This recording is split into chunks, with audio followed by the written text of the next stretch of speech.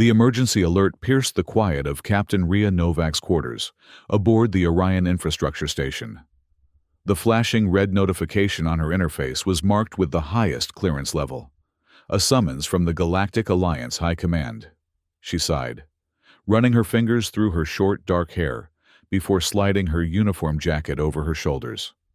As the solar system's foremost diplomatic specialist, emergency summons had become distressingly frequent in the 5 years since Earth had announced its faster-than-light technology breakthrough. The metallic corridors of the station hummed with activity as she made her way to Command Central. Military personnel from 17 species bustled about with unusual urgency. Whatever had triggered this meeting, it wasn't routine. Captain Novak acknowledged the door sentinel, a towering Centaurian with iridescent scales that shifted colors with each movement. "They're waiting for you." The command room fell silent as she entered. Around the large holographic table stood the 12 senior members of the Alliance Military Council, representatives from the oldest and most powerful civilizations in charted space. Their expressions ranged from concerned to openly hostile. "Captain," Admiral Zhenla, the Proximan chairperson, gestured to the empty seat. "Thank you for joining us with such haste." Novak took her position, noting the tactical display hovering above the table, a detailed map of her home system, Earth at its center, surrounded by a pulsating red boundary marker. An exploratory fleet from the Eridani Confederation was destroyed upon entering the Sol system 6 hours ago, Zhenla stated flatly. 17 vessels, all lost with no survivors. No warning was issued. No communication attempted. Simply obliterated upon crossing the heliopause. Novak kept her face neutral despite her shock. "Has there been any statement from Earth authorities?" "None," growled General Malcor, the Eridani representative, his leathery face contorted with barely contained rage. "My people were on a sanctioned scientific mission. This unprovoked attack cannot stand." "With respect," Novak interjected, "we should verify all facts before drawing conclusions. Earth has been isolationist but never openly hostile. There must be some explanation." "An explanation?" Malcor slammed his clawed hand on the table. 17 ships and over 3,000 of my people are dead. The explanation is clear. Humans have developed weaponry beyond our intelligence estimates and are now showing their true nature. Admiral Zhenla raised a hand for calm. "What would you recommend, Captain Novak?" "A diplomatic mission," she replied without hesitation. "Small, non-threatening. I volunteer to lead it personally. Before we consider any military action, we need to understand what happened." The council members exchanged glances. Several began speaking simultaneously, before Zhenla silenced them. "The council has already voted," the admiral said gravely. "A complete quarantine of the Sol system has been implemented. No vessels in or out until we determine the full extent of the human threat." Novak stood abruptly. "That's a mistake. Isolation will only escalate tensions. Your diplomatic expertise is valued, Captain." Zhenla's tone softened slightly. "But the decision is made. You will, however, be permitted to lead a negotiation team to the edge of the system. From there, you will establish communication and demand explanations. Under no circumstances are you to enter the inner system." Novak recognized the compromise for what it was, the best she would get from a council already set on a course of action. "I'll prepare my team immediately." As she turned to leave, General Malcor's voice stopped her. "Remember where your loyalty lies, Captain. You may have been born human, but you serve the Alliance now." She met his gaze evenly. "My loyalty is to peace, General, as it should be for us all." The journey to the edge of the Sol system took 3 days aboard the diplomatic vessel, Concord. Novak spent the time reviewing everything the Alliance knew about Earth's recent technological developments, which wasn't much. Since announcing their FTL breakthrough, Earth had maintained a guarded posture, engaging in limited trade, but refusing to share their advancements or join the alliance.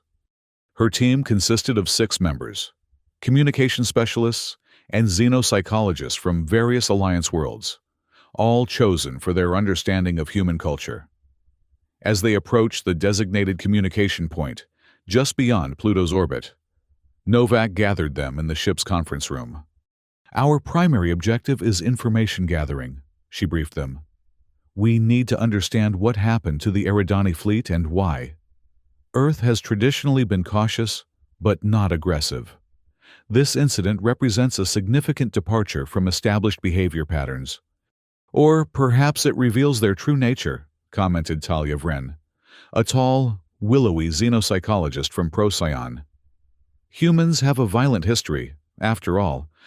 "Every spacefaring species has a violent history," Novak countered. "What matters is how we evolve beyond it." The ship's alert system interrupted them. "Captain, we're detecting multiple objects approaching at high velocity." Novak hurried to the bridge, her team following. On the main view screen, a swarm of small, spherical devices rapidly closed the distance to their position. "Unknown configuration," reported the sensor officer. "Definitely of Earth origin, but not matching any known design." "Open a channel," Novak ordered.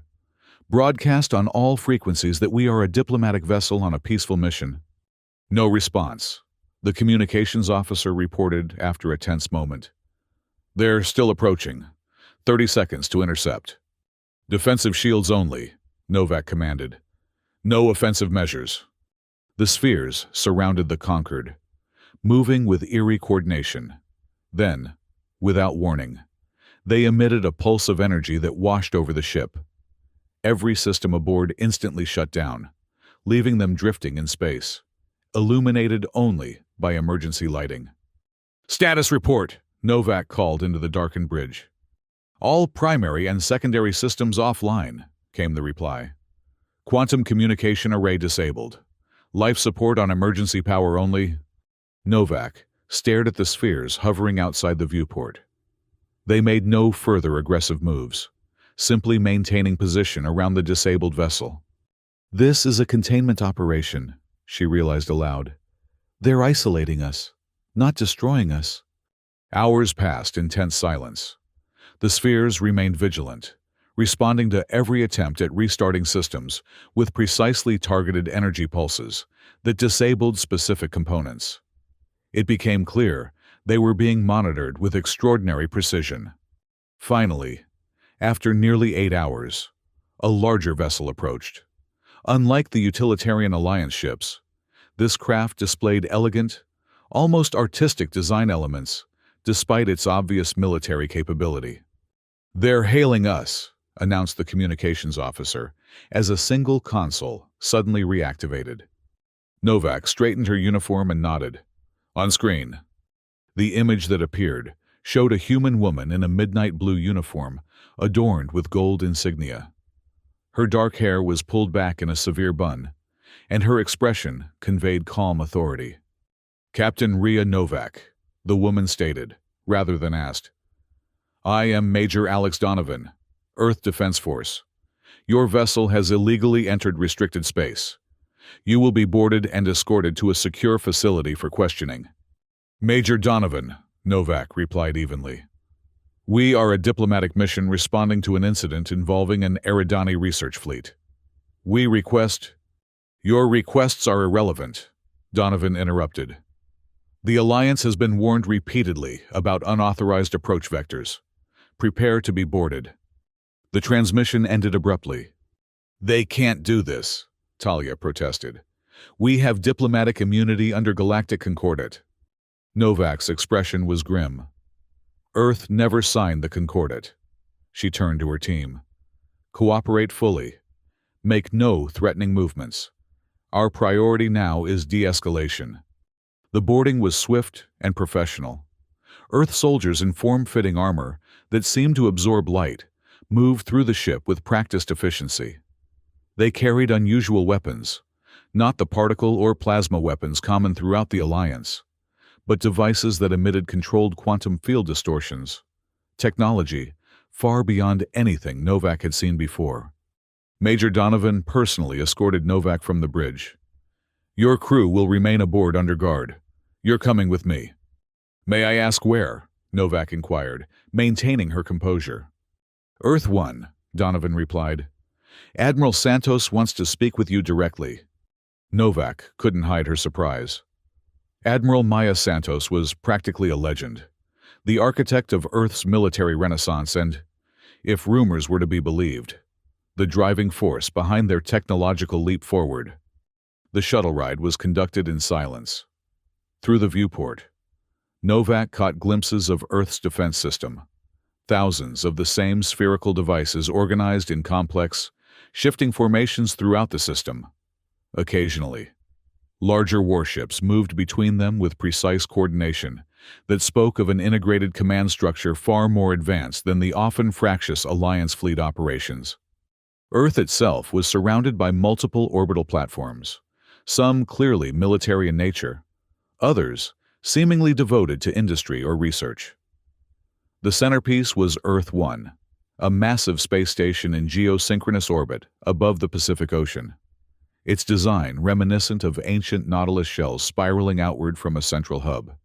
As they docked, Novak was struck by the stark contrast between Earth's facilities and the Orion station, where Alliance technology was a hodgepodge of 17 different design philosophies awkwardly integrated. Everything here displayed a singular vision, elegant, efficient, and unmistakably powerful. Major Donovan led her through corridors where uniformed personnel moved with purpose. There was none of the chaotic energy of Alliance facilities. Instead, a calm, focused efficiency prevailed. They finally arrived at a door marked simply, Command. The room beyond was semicircular, one wall entirely transparent, offering a breathtaking view of Earth below. Standing before this backdrop was a woman whose presence commanded attention despite her small stature. Admiral Maya Santos turned as they entered, her sharp eyes immediately fixing on Novak. "Captain," Santos nodded dismissively to Donovan, who promptly left, closing the door behind her. "I apologize for the manner of your retrieval, but circumstances demanded expediency." "Admiral," Novak acknowledged, maintaining diplomatic protocol despite the circumstances. "I came seeking explanations for the destruction of an Eridani research fleet. Instead, I find myself effectively kidnapped." Santos's expression remained neutral. "Research fleet? Is that what they told you?" She gestured to a holographic display that materialized in the center of the room. It showed detailed scans of vessels, clearly Eridani in design, but bristling with weapon systems. "The vessels that attempted to enter our system were warships, Captain. 17 of them, configured for a first strike operation."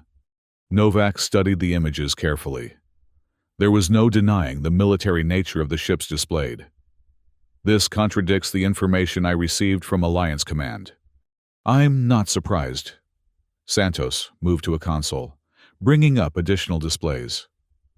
"We've tracked 17 previous peaceful missions into sovereign systems over the past decade. All followed the same pattern. Exploratory vessels that suddenly deployed overwhelming firepower once within striking distance of key infrastructure.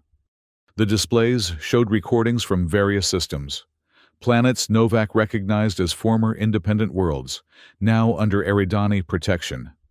In each case, the scenario played out as Santos described, scientific vessels transforming into warships once they achieved orbital position.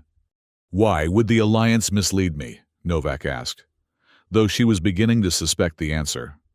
"Because, Captain, the Galactic Alliance is not what you believe it to be," Santos replied evenly. "The 17 founding species didn't unite out of some noble pursuit of peace. They formed a cartel to systematically exploit resources and technology from less advanced civilizations." "That's not," Novak began to protest. "It's exactly what happened on Proxima Centauri 4, Tau Ceti, and 14 other worlds before they were powerful enough to demand membership instead of subjugation." Santos interrupted. The pattern is clear to anyone willing to see it. Novak felt her certainties wavering. She had dedicated her career to alliance diplomacy, believing in its mission of peaceful cooperation. If what you say is true, why hasn't Earth presented this evidence publicly? Would it have mattered? Santos asked. The Alliance controls interstellar communication networks, trade routes, and has overwhelming military superiority. Until now. She paused, studying Novak carefully. Or so they believed. A new hologram appeared, a real-time tactical display of the entire Sol system. The defensive sphere network Novak had glimpsed earlier was just the outer layer of a defense system of staggering complexity. For over a century, Earth remained isolated, watching as the Alliance expanded through diplomacy, when possible, and force when necessary. Santos continued. We knew eventually they would come for us as well. So we prepared. The quantum field technology, Novak realized. Your defensive systems don't just disable ships. They can selectively target specific systems. Santos nodded approvingly. Precisely. Conventional military doctrine relies on overwhelming destructive power. We took a different approach. Precision intervention at the quantum level. We can disable any technology without necessarily destroying it or harming its operators. Then why destroy the Eridani fleet? Why not simply disable them as you did my ship? Because they didn't come alone. Santos touched another control, and the hologram shifted to show a massive fleet holding position just beyond the detection range of conventional Alliance sensors. The main invasion force. 57 capital ships carrying enough firepower to glass our planet. The 17 ships were merely the vanguard, meant to establish a beachhead and disable our orbital defenses. Novak stared at the display in shock. The fleet Santos showed was larger than anything the Alliance had ever publicly assembled. This can't be right. The Council would never authorize this. Not officially. No. This is a General Malcor special operation, though with the tacit approval of certain Council members. Earth's technological advancement represents a threat to the established order. We've refused to share our FTL innovations or join the Alliance as a subordinate member. That made us a target. The realization hit Novak with crushing force. She had been used, sent as an unwitting distraction while a military operation unfolded. Her diplomatic mission was never meant to succeed. What happens now? She asked quietly. Santos's expression hardened. Now, Captain, you witness the culmination of a century of preparation. The holographic display expanded, showing not just the Sol system, but 12 others, the home systems of each Alliance founding member. Operation Shatterpoint commences in 30 minutes, Santos stated. I wanted you here to witness it, as you'll be returning to the Alliance afterward to deliver our message. You're attacking Alliance homeworlds? Novak asked incredulously. That's madness. Even with your technological advantage, you can't hope to defeat all 17 species simultaneously. We're not trying to defeat them, Captain, Santos corrected. We're ending the threat they pose, permanently. For the next half hour, Santos explained Earth's strategy in clinical detail.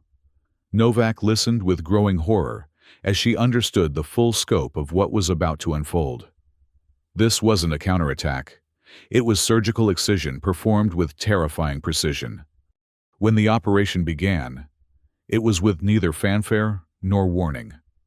On the tactical display, thousands of the spherical devices suddenly activated across all 13 systems simultaneously. They didn't target population centers or civilian infrastructure.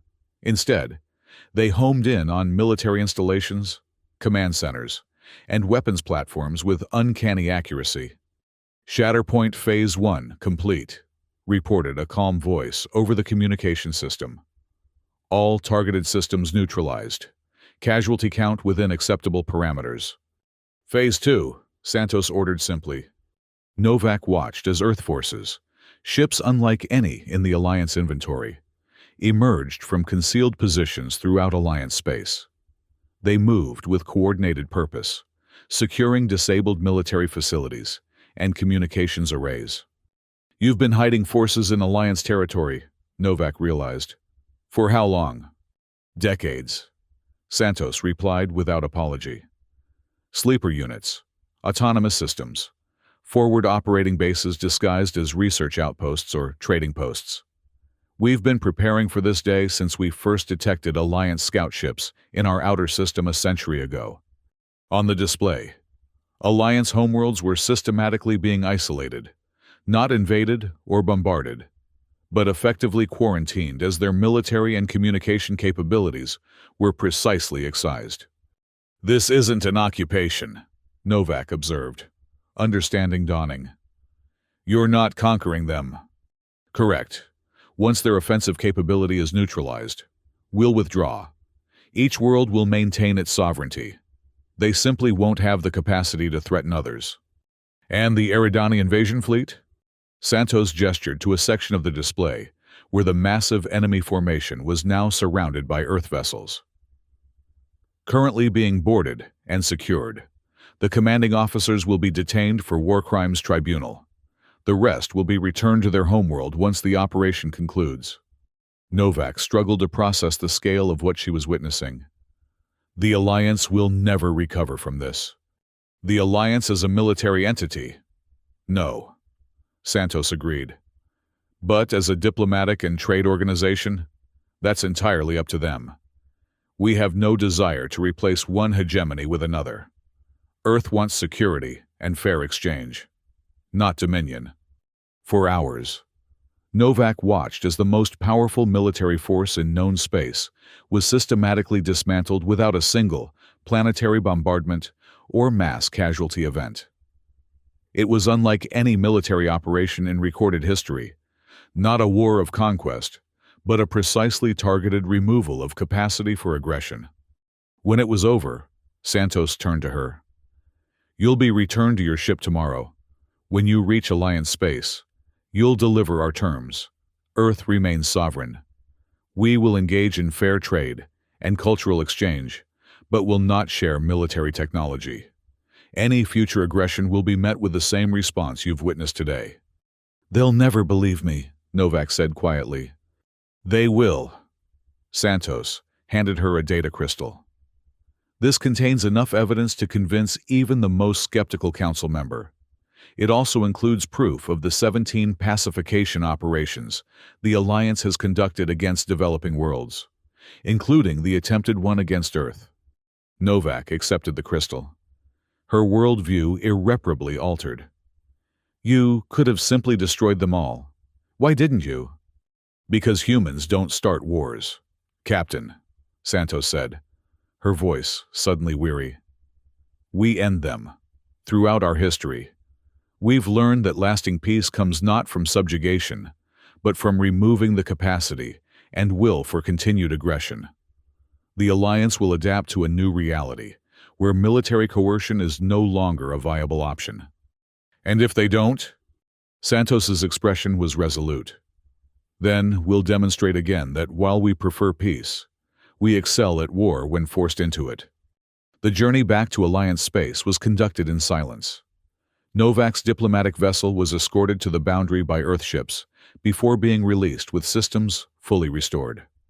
Her team peppered her with questions she mostly deflected, needing time to process everything she had witnessed. When they finally reached Orion Station, they found it in disarray. The Alliance Military Council had been dissolved, its members recalled to their respective homeworlds to address the crisis. In its place, an emergency civilian governance committee had assembled, comprised mostly of trade representatives and diplomats who had previously held little power. Novak was immediately summoned to testify before this new authority. The chamber was packed with representatives from all Alliance worlds, an unprecedented gathering born of existential fear. "Captain Novak," began Telekor, a Proximan diplomat who now found herself the de facto chairperson. "We understand you were taken to Earth during the event. We need to know everything you observed." For the next 3 hours, Novak provided a detailed account of everything she had witnessed.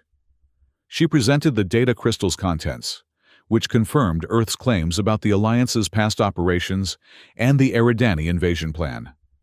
The evidence was irrefutable. So they could have destroyed us all, but chose not to. Telekor summarized when Novak finished. Instead, they selectively neutralized our military capabilities and then withdrew. Correct, Novak confirmed. Admiral Santos was explicit. Earth has no territorial ambitions. They want security and fair exchange. General Malkor, now stripped of much of his authority, but still representing Eridani interests, growled from his position at the far end of the table. This humiliation cannot stand. We must rebuild our forces, develop countermeasures. To what end, General? Interrupted a Centaurian representative. So they can demonstrate their superiority again? My world lost its entire defense fleet without firing a shot or suffering a single civilian casualty. The humans could have bombarded our cities, but chose precision over destruction. I, for one, am disinclined to provoke them further. Similar sentiments echoed around the chamber. The shocking efficiency of Earth's operation had fundamentally altered the calculation of power in the galaxy. Military force, the ultimate arbiter of alliance policy for generations, had been rendered obsolete overnight. What are Earth's terms? Telekor asked Novak directly. Recognition of their sovereignty, non-interference in their affairs, fair trade agreements without technology transfer requirements, and a complete restructuring of the alliance from a military-dominated organization to a true cooperative of equals. The chamber erupted in debate.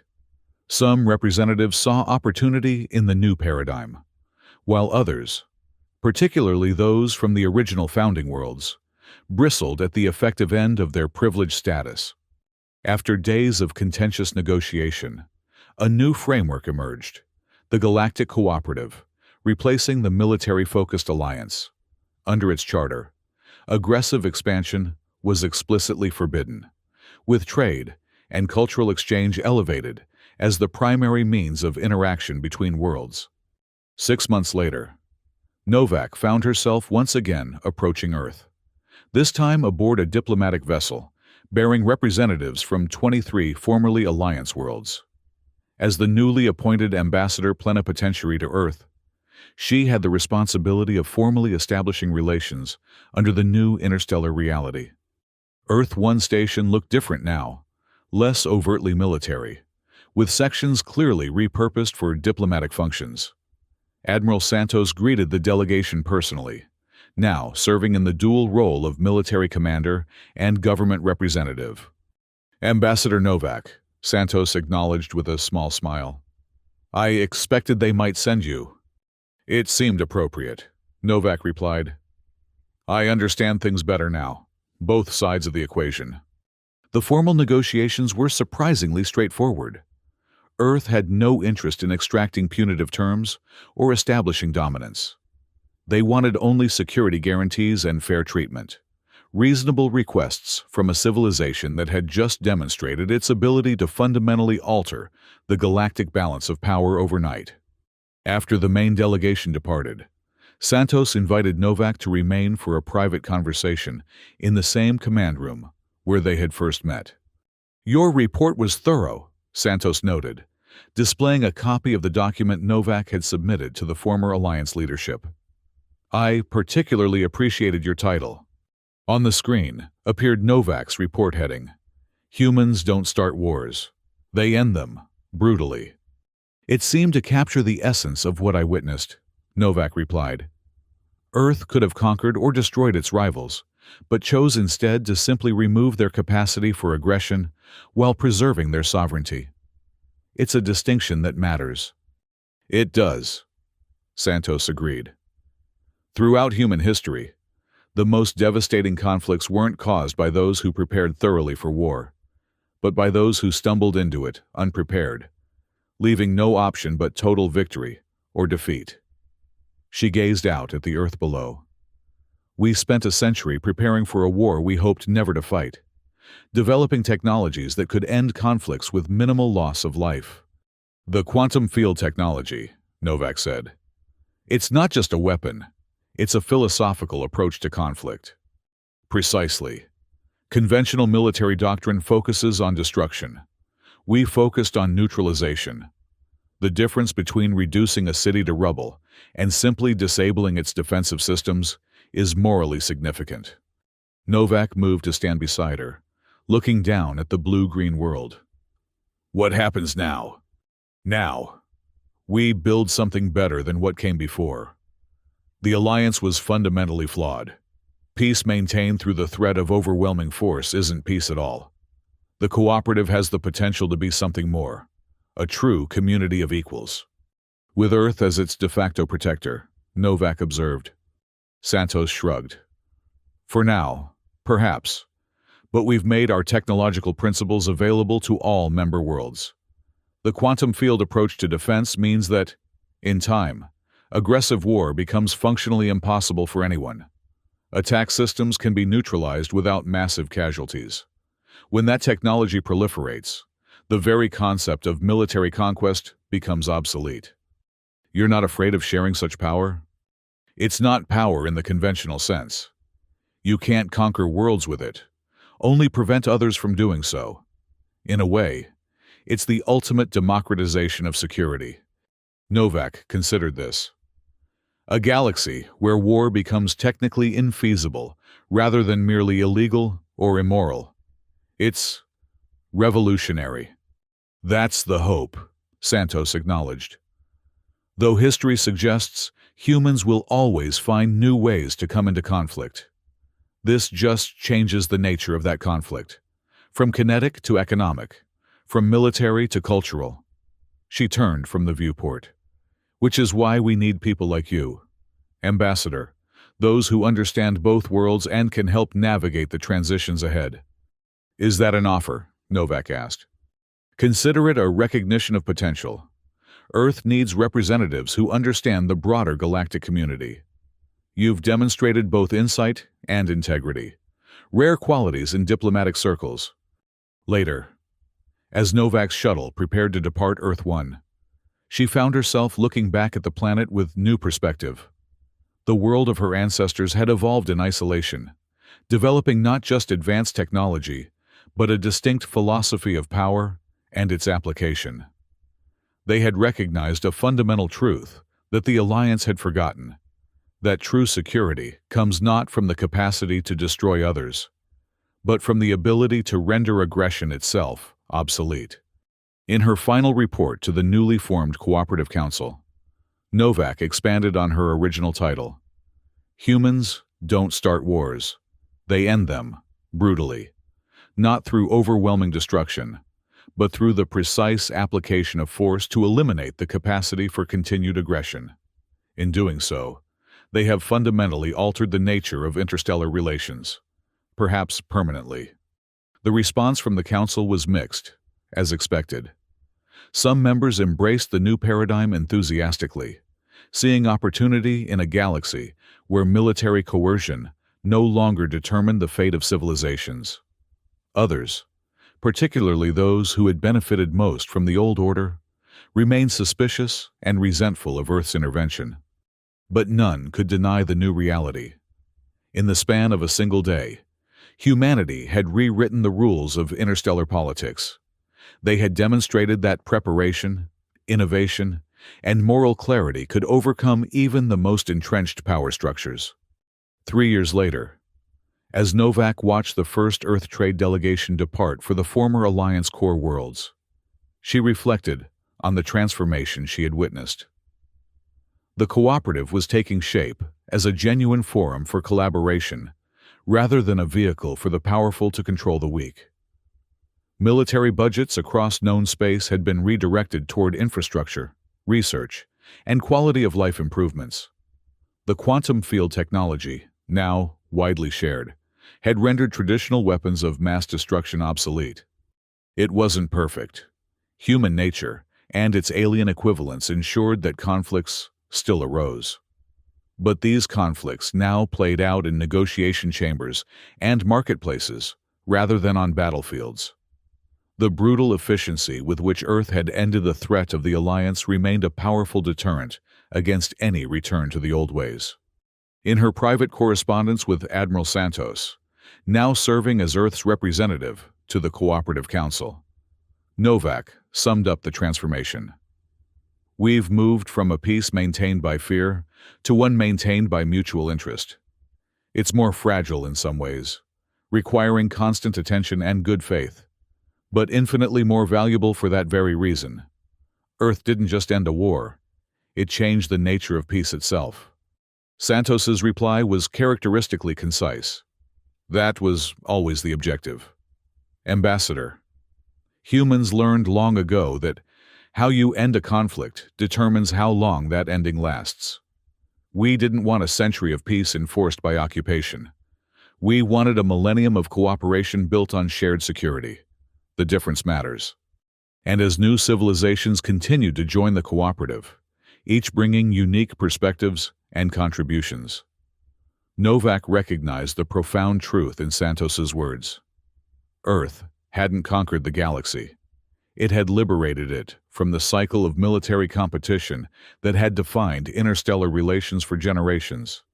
The title of her original report had become something of a catchphrase among diplomatic circles, sometimes spoken with admiration, sometimes with lingering resentment, but always with respect. Humans don't start wars, they end them, brutally. To which Novak had begun adding her own corollary. And in ending them properly, they make the next one less likely. It wasn't perfect. Nothing involving sentient beings ever could be.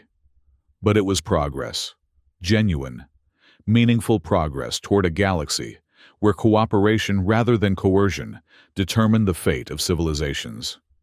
And for the first time in her diplomatic career, Ria Novak found herself truly proud of her human heritage and the unique perspective it brought to a universe still learning the difference between power and strength.